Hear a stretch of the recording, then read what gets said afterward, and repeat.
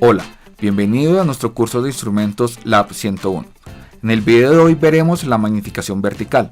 Los temas que trataremos son el control de magnificación vertical y la visualización en la pantalla.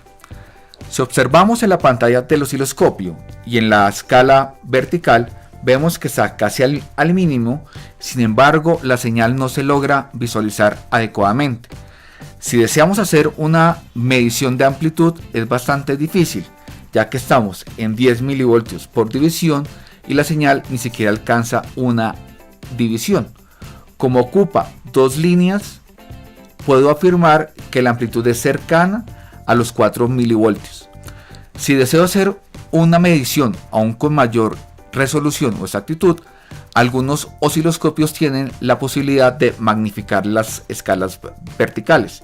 En ese caso, ese osciloscopio permite magnificar por 10. Para hacer esa magnificación, tiro hacia afuera el control de calibración, pongo otra vez mi control de tierra, la posición de tierra, y si mido la amplitud, al hacer la magnificación paso de escala de 10 milivoltios a 1 milivoltio. En ese caso la señal se aprecia más amplia en la pantalla, y si quiero hacer esa medición cuento 1, 2, 3 cuadros. Como está magnificado, no sería la escala de 10 milivoltios sino 1 milivoltio. 3 cuadros por 1 milivoltio nos daría 3 milivoltios de amplitud pico, con mejor resolución que la medición anterior.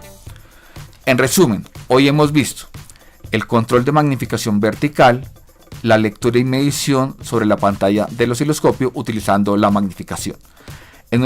Y hasta aquí nuestro video de magnificación vertical. En el próximo video veremos la descalibración vertical. Muchas gracias.